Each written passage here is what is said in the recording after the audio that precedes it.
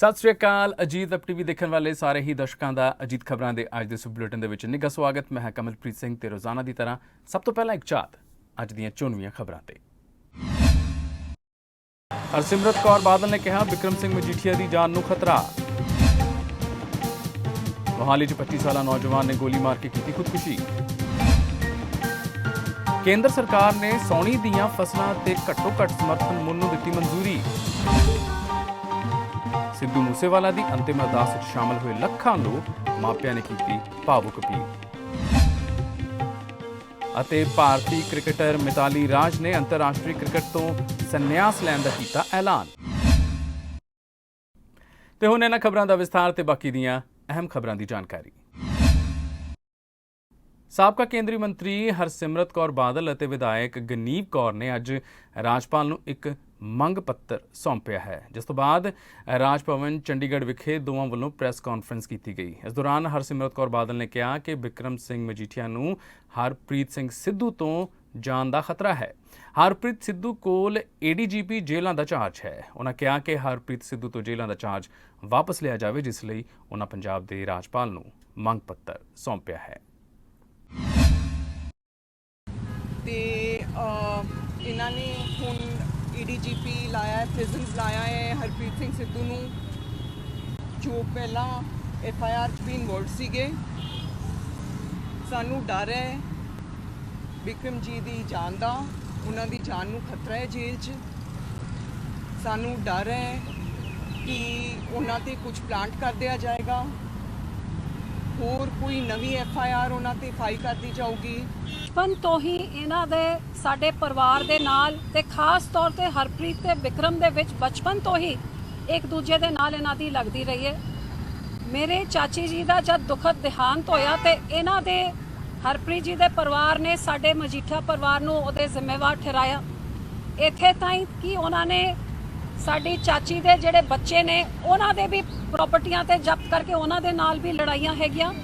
ਤੇ ਜਦ ਮੇਰੇ ਦਾਦਾ ਜੀ ਹਰਪ੍ਰੀਤ ਸਿੱਧੂ ਦੇ ਪਿਤਾ ਜੀ ਨੂੰ ਮਿਲਣ ਵਾਸਤੇ ਗਏ ਸੀ, ਉਹਨਾਂ ਦੇ ਗਨਮੈਨ ਰਾਹੀਂ ਮੇਰੇ ਦਾਦਾ ਜੀ 'ਚ ਗੋਲੀਆਂ ਚਲਾਈਆਂ ਸੀ। ਇਹ ਇਤਿਹਾਸ ਹੈ ਸਾਡੇ ਪਰਿਵਾਰ ਦਾ, ਇੰਨੀ ਰੰਜਿਸ਼ ਹੈਗੀ।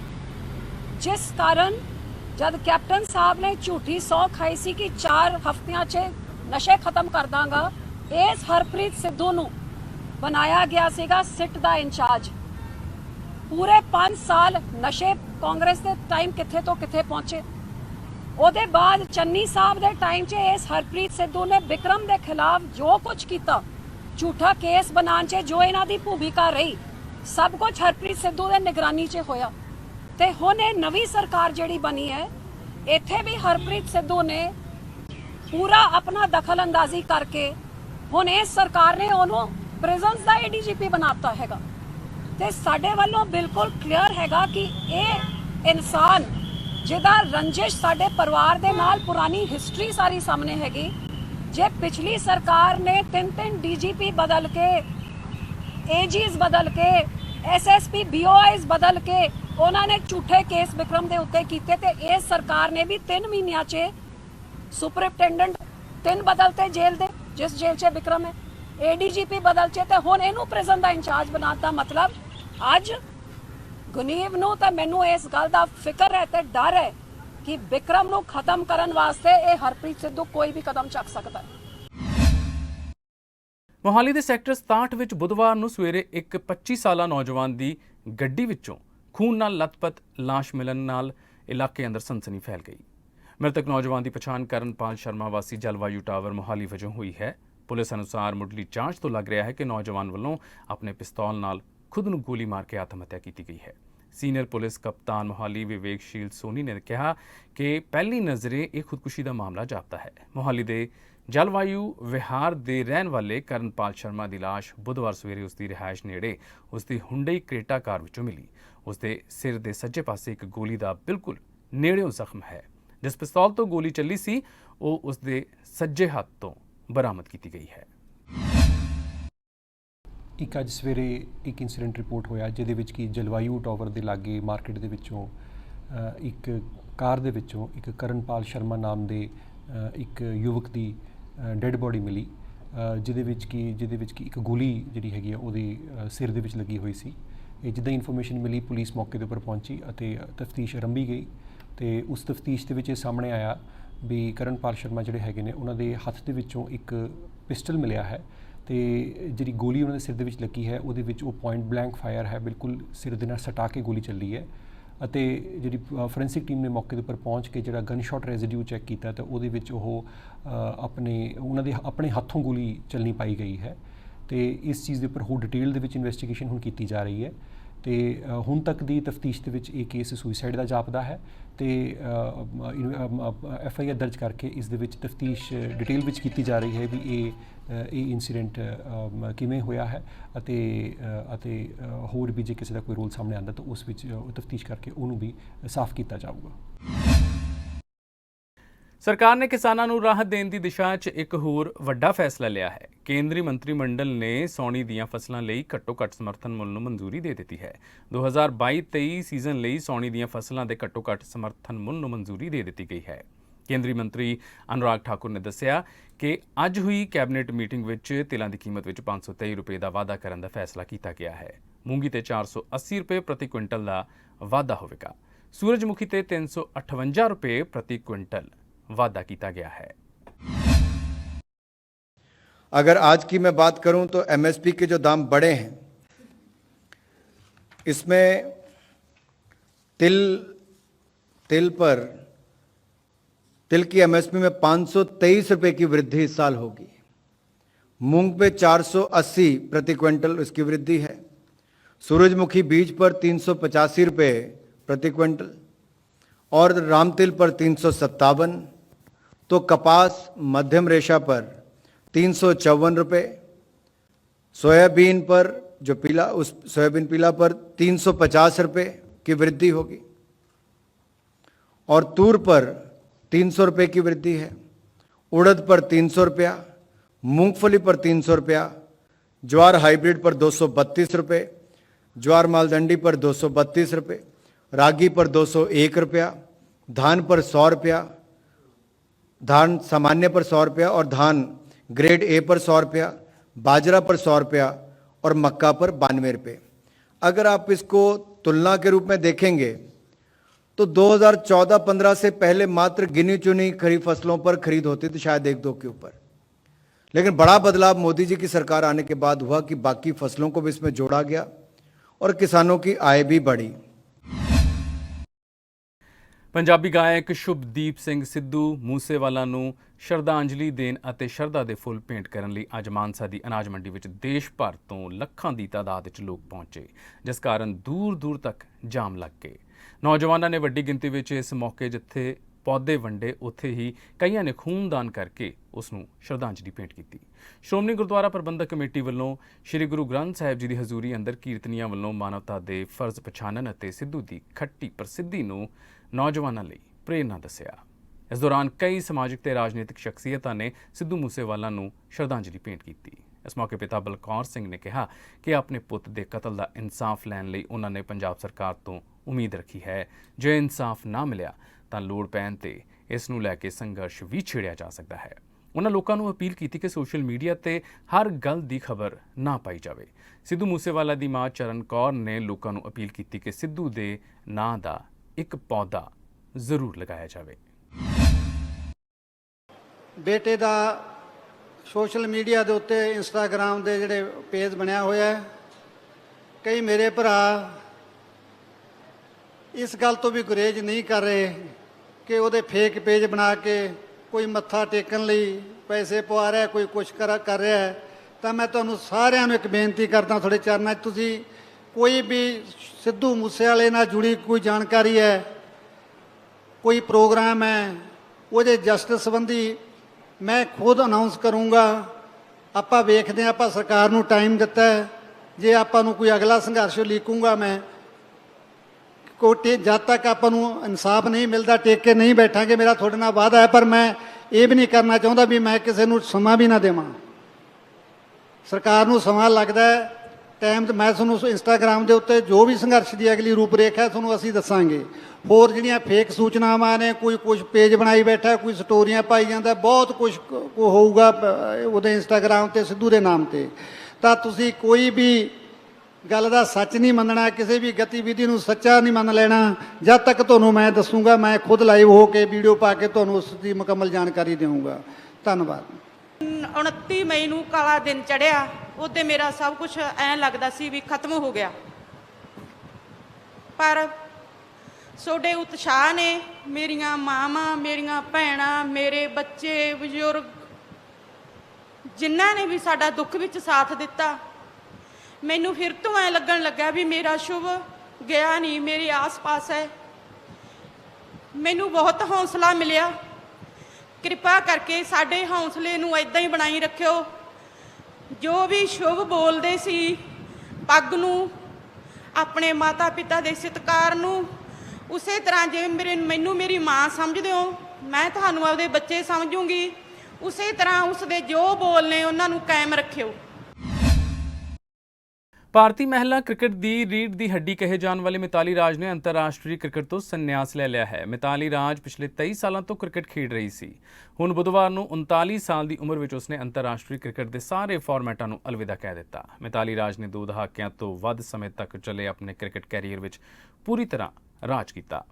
ਉਹ ਭਾਰਤ ਵਿੱਚ ਮਹਿਲਾ ਕ੍ਰਿਕਟ ਦੀ ਪਛਾਣ ਹੈ। ਵਨਡੇ ਵਿੱਚ ਸਭ ਤੋਂ ਵੱਧ ਦੌੜਾਂ ਬਣਾਉਣ ਵਾਲੀ ਖਿਡਾਰਨ ਹੈ।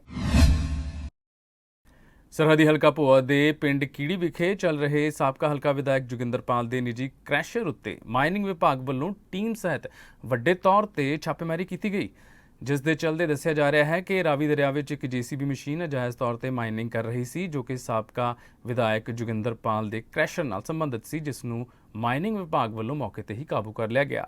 ਮਾਈਨਿੰਗ ਅਫਸਰ ਵਿਸ਼ਾਲ ਨੇ ਦੱਸਿਆ ਕਿ ਅੱਜ ਪਿੰਡ ਕੀੜੀ ਵਿਖੇ ਕ੍ਰਿਸ਼ਨਾ ਸਟੋਨ ਕ੍ਰੈਸ਼ਰ ਉੱਤੇ ਛਾਪਾ ਮਾਰਿਆ ਗਿਆ, ਜਿਸ ਦੇ ਚੱਲਦੇ ਇੱਕ ਕ੍ਰੈਸ਼ਰ ਨਾਲ ਸੰਬੰਧਿਤ ਇੱਕ JCB ਬਰਾਮਦ ਕੀਤੀ ਗਈ ਹੈ, ਜੋ ਕਿ ਰਾਵੀ ਦਰਿਆ ਵਿੱਚ ਨਾਜਾਇਜ਼ ਤੌਰ ਤੇ ਮਾਈਨਿੰਗ ਕਰ ਰਹੀ ਸੀ। XMLA ਦੇ ਕ੍ਰੈਸ਼ਰ ਤੇ ਕੀ ਜਾਣਕਾਰੀ ਹੈ, ਕੀ ਇਨਫੋਰਮੇਸ਼ਨ ਸੀਗੀ, ਕੀ ਫੜਿਆ ਗਿਆ? ਸਾਨੂੰ ਮੌਕੇ ਤੇ ਜਾਣਕਾਰੀ ਮਿਲੀ ਸੀ, ਕੁਝ ਲੋਕਲ ਬੰਦਿਆਂ ਵੱਲੋਂ ਜਾਣਕਾਰੀ ਦਿੱਤੀ ਗਈ ਕਿ ਪਿੰਡ ਮਹਿਰਾ ਕਲਾਂ ਦੇ ਨਜ਼ਦੀਕ ਕ੍ਰਿਸ਼ਨਾ ਸਟੋਨ ਕ੍ਰੈਸ਼ਰ ਵੱਲੋਂ ਨਾਜਾਇਜ਼ ਮਾਈਨਿੰਗ ਕੀਤੀ ਜਾ ਰਹੀ ਹੈ। ਮੌਕੇ ਤੇ ਪਹੁੰਚ ਕੇ ਦੇਖਿਆ ਗਿਆ ਕਿ ਵਾਕਈ JCB ਇੱਕ ਲੱਗੀ ਹੋਈ ਸੀ, ਉਹਦੇ ਵੱਲੋਂ ਨਾਜਾਇਜ਼ ਮਾਈਨਿੰਗ ਕੀਤੀ ਜਾ ਰਹੀ ਸੀ। JCB ਟਰਾਲਾ ਤੇ ਇੱਕ ਟਰੈਕਟਰ ਟਰਾਲੀ ਜਿਹੜੀ ਆ ਮੌਕੇ ਤੇ ਜ਼ਬਤ ਕੀਤੀ ਗਈ ਹੈ। ਬਾਕੀ ਪੁਲਿਸ ਵੱਲੋਂ ਆਪਣੀ ਜਿਹੜੀ ਆ ਉਹ ਛਾਣਬੀਨ ਕੀਤੀ ਜਾ ਰਹੀ ਹੈ। ਸਾਰੀ ਕਾਰਵਾਈ ਜਿਹੜੀ ਹੈ ਕੀਤੀ ਜਾਏਗੀ ਤੇ ਦੋਸ਼ੀਆਂ ਦੇ ਖਿਲਾਫ ਸਖਤ ਕਾਰਵਾਈ ਕੀਤੀ ਜਾਏਗੀ।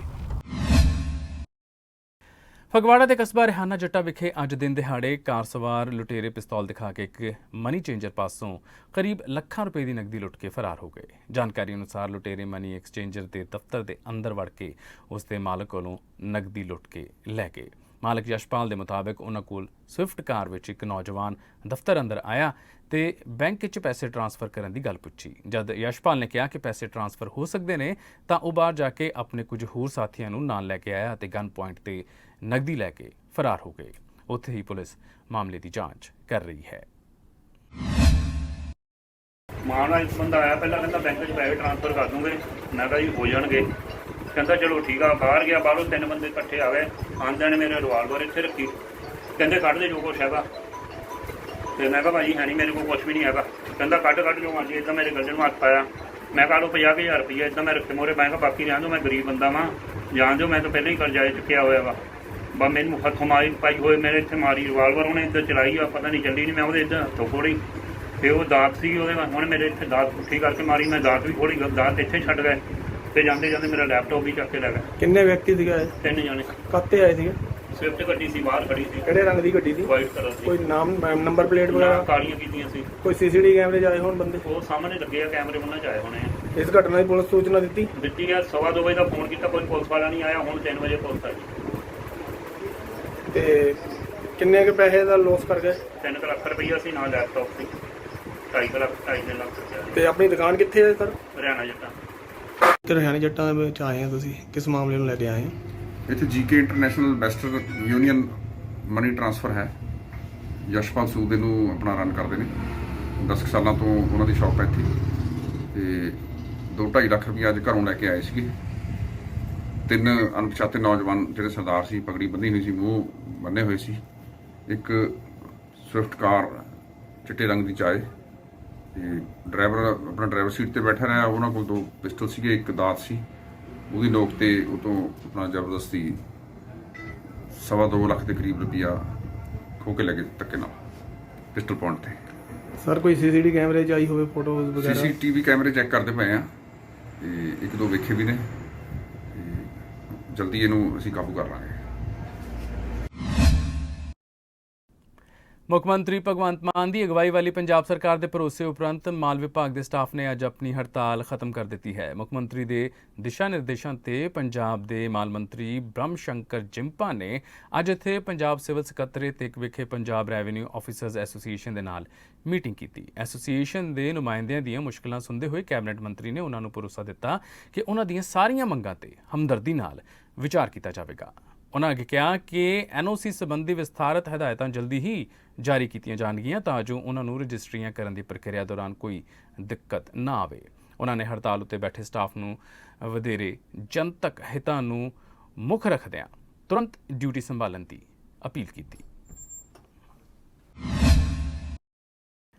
ਜ਼ਿਲ੍ਹਾ ਸ਼ਹੀਦ ਭਗਤ ਸਿੰਘ ਨਗਰ ਦੀ ਪੁਲਿਸ ਨੂੰ ਉਸ ਸਮੇਂ ਵੱਡੀ ਸਫਲਤਾ ਮਿਲੀ ਜਦੋਂ ਮੁੱਖ ਮੰਤਰੀ ਪੰਜਾਬ ਦੇ ਹਲਕੇ 'ਚ ਇੱਕ ਵਾਰਦਾਤ ਨੂੰ ਅੰਜਾਮ ਦੇਣ ਅਤੇ ਹੋਰ ਯੋਜਨਾਵਾਂ ਦੀ ਤਿਆਰੀ ਕਰ ਰਹੇ 2 ਕਥਿਤ ਦੋਸ਼ੀਆਂ ਨੂੰ ਅਸਲੇ ਸਮੇਤ ਕਾਬੂ ਕਰ ਲਿਆ ਗਿਆ। ਇਸ ਮਾਮਲੇ ਨੂੰ ਲੈ ਕੇ ਅੱਜ SSP ਸ਼ਹੀਦ ਭਗਤ ਸਿੰਘ ਨਗਰ ਸੰਦੀਪ ਕੁਮਾਰ ਸ਼ਰਮਾ ਵੱਲੋਂ ਪ੍ਰੈਸ ਕਾਨਫਰੰਸ ਕਰਕੇ ਜਾਣਕਾਰੀ ਦਿੱਤੀ ਗਈ। ਸ਼੍ਰੀ ਸ਼ਰਮਾ ਨੇ ਦੱਸਿਆ ਕਿ ਥਾਣਾ ਬਲਾਚੌਰ ਦੇ SHO ਸੁਖਪਾਲ ਸਿੰਘ ਨੂੰ ਕਿਸੇ ਮੁਖਬਰ ਨੇ ਇਤਲਾਹ ਦਿੱਤੀ ਕਿ ਕੁਲਵਿੰਦਰ ਸਿੰਘ ਉਰਫ ਭੂਪ ਵਾਸੀ ਰਾਮਗੜ੍ਹ ਜਵੰਦਾ ਜ਼ਿਲ੍ਹਾ ਸੰਗਰੂਰ ਅਤੇ ਲਵਦੀਸ਼ ਸੰਧੂ ਉਰਫ ਲਵ ਵਾਸੀ ਪਿੰਡ ਮਹੇੜੂ ਜ਼ਿਲ੍ਹਾ ਕਪੂਰਥਲਾ ਕਰੀਬ 6-7 ਦਿਨ ਤੋਂ ਬਲਾਚੌਰ ਵਿਖੇ ਕਿਰਾਏ ਦੇ ਕਮਰੇ ਵਿੱਚ ਰਹਿੰਦੇ ਹਨ, ਜਿਨ੍ਹਾਂ ਕੋਲ ਨਾਜਾਇਜ਼ ਅਸਲਾ ਹੈ। ਜਿਸ ਤੋਂ ਬਾਅਦ ਜਾਂਚ ਕਰਨ ਤੇ ਸਹੀ ਪਾਇਆ ਗਿਆ ਤੇ ਦੋਸ਼ੀ ਕਾਬੂ ਕੀਤੇ।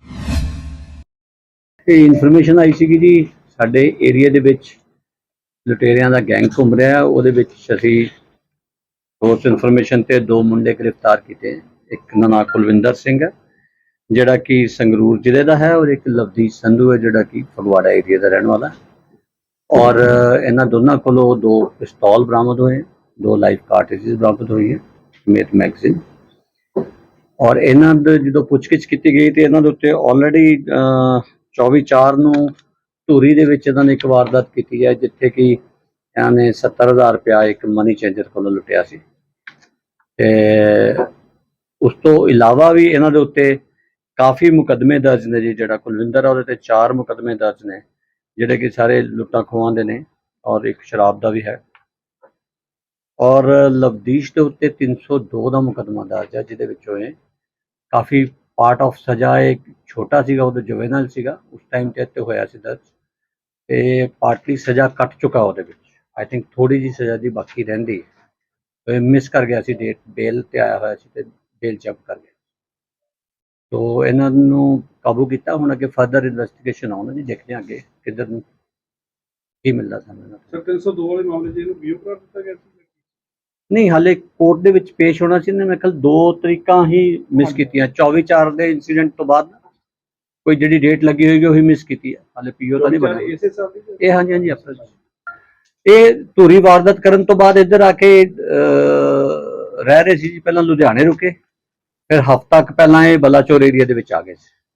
ਇਹਦੇ ਕਿਰਾਏ ਤੇ ਮਕਾਨ ਲੱਭ ਰਹੇ ਸੀ ਕਿ ਰਹਿ ਲਈਏ ਕਿਸੇ। ਇੱਥੇ ਉਹਨਾਂ ਦੇ ਕੋਈ ਠਾਰ ਵੀ ਸੀਗੀ, ਦੋਸਤ ਹੈਗੇ ਆ। ਉਹ ਹੁਣ ਦੇਖਦੇ ਆ ਵੀ ਕਿਹੜੇ ਕਿੰਨਾ ਦੇ ਵਿੱਚ ਆਉਂਦਾ। ਉਹ ਸਾਰੇ ਅੰਡਰ ਇਨਵੈਸਟੀਗੇਸ਼ਨ ਹੁਣ ਆਉਣਗੇ ਸਾਡੇ।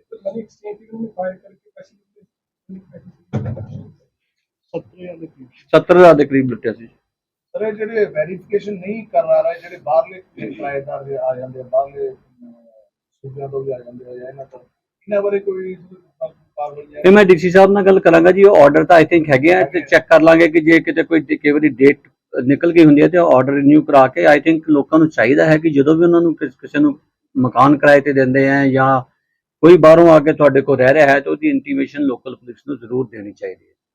ਉਹ ਮੈਂਡੇਟਰੀ ਵੀ ਹੈਗੀ, ਇਹਦੇ 'ਚ ਸਾਰਿਆਂ ਦੀ ਸਿਕਿਉਰਿਟੀ ਹੈ। ਬਲਾਚੌਰ ਇਸ ਸੰਬੰਧ ਦੇ ਵਿੱਚ ਵੱਖ-ਵੱਖ ਜਥੇਬੰਦੀਆਂ ਨੇ ਦਿੱਤਾ ਵੀ ਸੀਗਾ ਲੈਟਰ DSP ਸਾਹਿਬ ਨੂੰ, ਅਜੇ ਤੱਕ ਕੋਈ ਕਾਰਵਾਈ ਨਹੀਂ ਹੋਈ ਕਿ ਜਿਹੜੇ ਲੋਕ ਬਾਹਰੋਂ ਆ ਕੇ ਰਹਿ ਰਹੇ ਉਹਦੇ ਲਈ ਮਨਾਹੀ ਕਰਾਈ ਗਈ ਸੀ। ਮੇਰੇ ਨੋਟਿਸ ਨਹੀਂ ਸੀਗਾ, ਪਰ ਮੈਂ ਡੀਸੀ ਸਾਹਿਬ ਨਾਲ ਗੱਲ ਕਰਾਂਗਾ। I will find out the orders ਕਿਹੜੇ ਹੈਗੇ ਆ। ਅੱਛਾ ਜੀ, तो 144 ਦੇ ਆਰਡਰ ਹੁੰਦੇ ਆ। ਜੇ ਉਹ ਹੋ ਗਏ ਹੋਣਗੇ ਤੇ ਫਿਰ ਅਸੀਂ ਉਹਦੇ ਅਕੋਰਡਿੰਗਲੀ, ਨਹੀਂ ਤਾਂ ਫਿਰ ਐਕਸ਼ਨ ਸ਼ੁਰੂ ਕਰਾਂਗੇ। ਇਹਨਾਂ ਨੇ ਕੋਈ ਪਰਸੋਂ ਰਾਤ 12:30 ਵਜੇ ਫਾਇਰ ਵੀ ਕੀਤੇ, 181 ਤੇ ਕੰਪਲੇਂਟ ਵੀ ਕੀਤੀ। ਇਹ ਇਹਨਾਂ ਮੁੰਡਿਆਂ ਨੇ ਜੀ? ਹਾਂ ਕੀਤੇ ਆ ਜੀ। ਇਹਨਾਂ ਦਾ ਆਪਸੀ ਕੋਈ ਮਤਲਬ ਜਿਵੇਂ ਵਾਟ ਯੂ ਕਾਲ ਕਿ ਸੈਲੀਬ੍ਰੇਸ਼ਨ ਕਾਈਂਡ ਆਫ ਥਿੰਗ ਸੀਗੀ। ਫਾਇਰ ਕਰੋ, ਅੜੋਸੀਆਂ ਪੜੋਸੀਆਂ ਨੇ ਕੰਪਲੇਂਟ ਕੀਤੀ ਸਰ ਕਿੰਨੀ ਦੇਰ ਤੋਂ ਇਹ ਰਹਿ ਰਹੇ ਸੀ ਇਸ ਇਲਾਕੇ 'ਚ?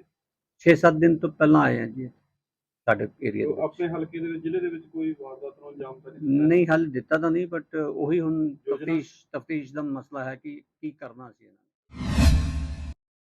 ਰਾਜਨੀਤਿਕ ਆਗੂਆਂ ਨੂੰ ਵਿਦੇਸ਼ੀ ਨੰਬਰਾਂ ਤੋਂ ਜਾਣ ਤੋਂ ਮਾਰਨ ਦੀਆਂ ਧਮਕੀਆਂ ਮਿਲਣ ਦਾ ਸਿਲਸਿਲਾ ਲਗਾਤਾਰ ਜਾਰੀ ਹੈ, ਜਿਸ ਵਿੱਚ ਫੋਨ ਤੇ ਧਮਕੀ ਦੇਣ ਵਾਲਾ ਸ਼ਖਸ ਖੁਦ ਨੂੰ ਲਾਰੈਂਸ ਬਿਸ਼ਨੋਈ ਗੈਂਗ ਦਾ ਮੈਂਬਰ ਦੱਸ ਕੇ ਰਾਜਨੀਤਿਕ ਆਗੂਆਂ ਨੂੰ ਲਗਾਤਾਰ ਧਮਕਾ ਰਿਹਾ ਹੈ, ਜਿਸ ਤੋਂ ਬਾਅਦ ਰਾਜਨੀਤਿਕ ਆਗੂਆਂ ਵਿੱਚ ਸਹਿਮ ਦਾ ਮਾਹੌਲ ਦੇਖਿਆ ਜਾ ਰਿਹਾ ਹੈ। ਇਸ ਸਬੰਧ ਵਿੱਚ ਪੁਲਿਸ ਕਮਿਸ਼ਨਰ ਕੋਲ ਕਈ ਰਾਜਨੀਤਿਕ ਆਗੂਆਂ ਵੱਲੋਂ ਸ਼ਿਕਾਇਤਾਂ ਆ ਚੁੱਕੀਆਂ ਹਨ ਅਤੇ ਜਦੋਂ ਇਸ ਸੰਬੰਧ ਵਿੱਚ ਇੱਕ ਆਗੂ ਥਾਣੇ ਅੰਦਰ ਸ਼ਿਕਾਇਤ ਦੇਣ ਪਹੁੰਚਿਆ ਤਾਂ ਉੱਥੇ ਵੀ ਉਸ ਨੂੰ ਵਿਦੇਸ਼ੀ ਨੰਬਰ ਤੋਂ ਕਾਨਫਰੰਸ ਕਾਲ ਦੇ ਰਾਹੀਂ ਜਾਨੋਂ ਮਾਰਨ ਦੀ ਧਮਕੀ ਦਿੱਤੀ ਗਈ, ਜੋ ਮੀਡੀਆ ਦੇ ਕੈਮਰਿਆਂ ਵਿੱਚ ਵੀ ਰਿਕਾਰਡ ਹੋ ਗਈ, ਜਿਸ ਵਿੱਚ ਸਾਫ਼ ਸੁਣਿਆ ਜਾ ਰਿਹਾ ਹੈ ਕਿ ਫੋਨ ਕਰਨ ਵਾਲਾ ਸ਼ਖਸ ਆਪਣੇ ਆਪ ਨੂੰ ਲਾਰੈਂਸ ਬਿਸ਼ਨੋਈ ਗਰੁੱਪ ਦਾ ਮੈਂਬਰ ਦੱਸ ਕੇ ਉਸ ਆਗੂ ਨੂੰ ਧਮਕਾ ਰਿਹਾ ਹੈ। ਸਾਲ ਹੋ ਗਏ ਮੈਨੂੰ, ਮੈਂ ਸ਼ਿਵ ਸੈਨਾ ਸਿੱਖ ਸੰਗਤ ਵਿੰਗ ਦਾ ਪ੍ਰਧਾਨ ਹਾਂ, ਸ਼ਿਵ ਸੈਨਾ ਹਿੰਦ ਦਾ, ਔਰ ਮੈਂ ਦੇਸ਼ ਹਿੱਤ ਦੇ ਕੰਮਾਂ ਲਈ ਲੱਗਾ ਹੋਇਆ। ਖਾਲਿਸਤਾਨ, ਅੱਤਵਾਦ ਅਤੇ ਗੈਂਗਸਟਰਾਂ ਦੇ ਖਿਲਾਫ ਮੇਰੀ ਹਮੇਸ਼ਾ ਮੁਹਿੰਮ ਜਾਰੀ ਰਹਿੰਦੀ ਹੈ। 11 ਸਟੇਟਾਂ 'ਚ ਸਾਡੀ ਟੀਮ ਚੱਲ ਰਹੀ ਹੈ ਔਰ ਕੁਝ ਜਿਹੜੇ ਖਾਲਿਸਤਾਨੀ ਅਨਸਰ ਨੇ ਜਾਂ ਗੈਂਗਸਟਰ ਨੇ ਉਹ ਲਗਾਤਾਰ ਮੇਰੀਆਂ ਰੈਕੀਆਂ ਕਰ ਰਹੇ ਨੇ। ਮੈਨੂੰ ਕਈ ਵਾਰੀ ਜਾਨ ਤੋਂ ਮਾਰਨ ਦੀ ਕੋਸ਼ਿਸ਼ ਵੀ ਹੋ ਚੁੱਕੀ ਹੈ। ਹਰਨਾਮ ਨਗਰ ਫਾਟਕਾਂ ਤੇ ਵੀ ਮੈਨੂੰ ਰੋਕਿਆ ਸੀ, ਜਿਸ ਦੀ ਸਾਰੀ ਫੁਟੇਜ ਮਾਡਲ ਟਾਊਨ ਥਾਣੇ ਸਾਰੀ ਉਹਨਾਂ ਨੂੰ UID ਨੰਬਰ ਸਾਰਾ ਉਹਨਾਂ ਕੋਲ ਸਿਸਟਮ ਸਾਰਾ ਉਹਨਾਂ ਕੋਲ ਕੰਪਲੇਂਟ ਦਰਜ ਹੋਈ ਪਈ ਹੈ। ਔਰ ਮੈਂ ਮਾਨਯੋਗ DGP ਸਾਹਿਬ, ਪੰਜਾਬ ਦੇ ਮੁੱਖ ਮੰਤਰੀ ਸਾਹਿਬ ਅਤੇ ਭਾਰਤ ਦੇ ਗ੍ਰਹਿ ਮੰਤਰੀ ਸਾਹਿਬ ਨੂੰ ਵੀ ਮੈਂ ਸਾਰਾ ਆਪਣਾ ਮੈਟਰ ਜਿਹੜਾ ਵੀ ਇਹ ਥ੍ਰੈਟ ਕਾਲਸ ਹੈ ਜਾਂ ਥ੍ਰੈਟ ਪੁਆਇੰਟ ਜੋ ਵੀ ਹੈ ਸਾਰਾ ਮਟੀਰੀਅਲ ਹੋਮ ਮਿਨਿਸਟਰ ਸਾਹਿਬ ਦੇ ਵੀ ਧਿਆਨ 'ਚ ਲਿਆ ਚੁੱਕਾ ਹੋਇਆ। ਤੇ ਹੁਣ ਮਾਰਟਨ ਥਾਣੇ ਪਹੁੰਚੋ, ਕੀ ਕੰਪਲੇਂਟ ਦਿੱਤੀ, ਕੀ ਗੱਲਬਾਤ ਆ? ਹੁਣ ਫਿਰ ਤੋਂ ਕਾਲਾਂ ਆ ਰਹੀਆਂ? ਦੇਖੋ ਜੀ, ਰੋਜ਼ ਘੱਟੋ ਘੱਟ ਜਦ ਦੇ ਮੂਸੇਵਾਲਾ ਦੀ ਮੌਤ ਹੋਈ ਆ ਉਸ ਤੋਂ ਬਾਅਦ ਪਤਾ ਹੀ ਨਹੀਂ ਕਿਉਂ ਮੇਰੇ ਮਗਰ ਗੈਂਗਸਟਰ ਪੈ ਗਏ, ਕਿਉਂ ਮੇਰੇ ਮਗਰ ਇਹ ਖਾਲਿਸਤਾਨੀ ਜਿਹੜੇ ਅਨਸਰ ਨੇ ਬਹੁਤ ਜ਼ਿਆਦਾ ਹੱਥ ਧੋ ਕੇ ਮੇਰੇ ਮਗਰ ਪੈ ਗਏ। ਤੁਹਾਡੇ ਪੱਤਰਕਾਰਾਂ ਵੀਰਾਂ ਨੇ ਥਾਣੇ ਵਿੱਚ ਰਿਕਾਰਡ ਕੀਤੀ ਹੈ ਗੱਲ, ਫੋਨ ਉੱਥੇ ਹੀ ਕਾਲਸ ਚੱਲ ਰਹੀਆਂ ਸੀ ਤੇ ਉਹਨਾਂ ਨੇ ਮੈਨੂੰ ਥਾਣੇ ਵਾਲਿਆਂ ਨੇ ਕਿਹਾ ਤੁਸੀਂ ਦੇਖੋ ਸਹੀ, ਕਹਿੰਦੇ ਕੀ ਨੇ ਚੱਕੋ। ਫਿਰ ਆਪਾਂ ਚੱਕਿਆ ਫੋਨ, ਤੁਹਾਡੇ ਪੱਤਰਕਾਰਾਂ ਵੀਰਾਂ ਨੇ ਹੀ ਰਿਕਾਰਡ ਕੀਤੀ ਹੈ।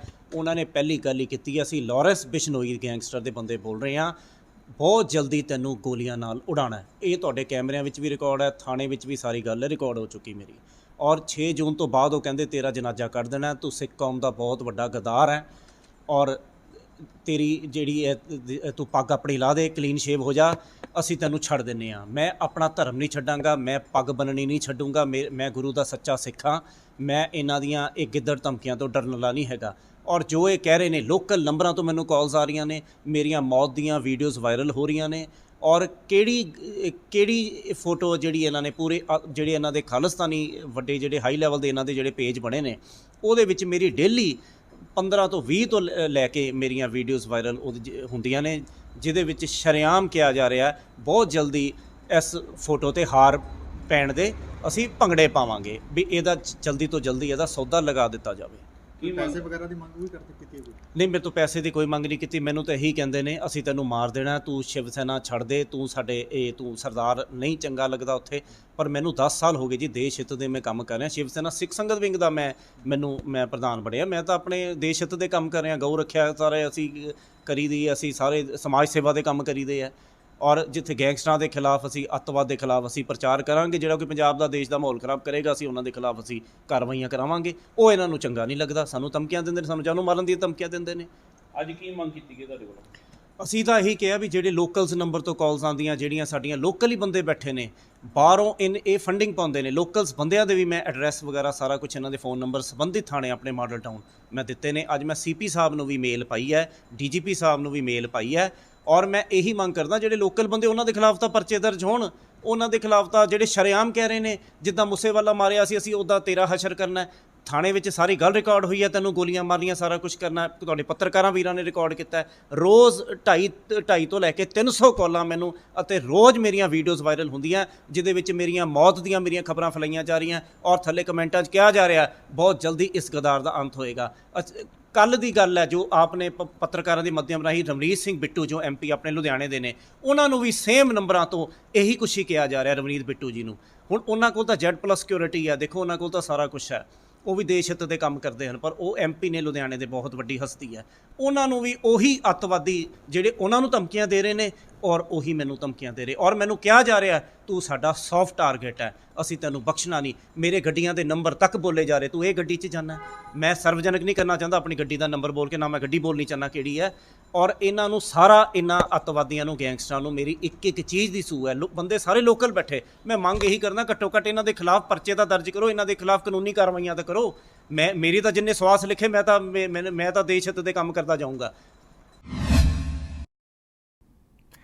ਤੇ ਇਸ ਦੇ ਨਾਲ ਹੀ ਅਜੀਤ ਖਬਰਾਂ ਦਾ ਅੱਜ ਦਾ ਬੁਲੇਟਿਨ ਇੱਥੇ ਖਤਮ ਹੁੰਦਾ ਹੈ। ਕੱਲ੍ਹ ਤੁਹਾਡੀ ਖਿਦਮਤ ਦੇ ਵਿੱਚ ਤਾਜ਼ਾ ਤਰੀਨ ਖਬਰਾਂ ਦਾ ਇੱਕ ਹੋਰ ਬੁਲੇਟਿਨ ਲੈ ਕੇ ਅਸੀਂ ਫਿਰ ਹਾਜ਼ਰ ਹੋਵਾਂਗੇ।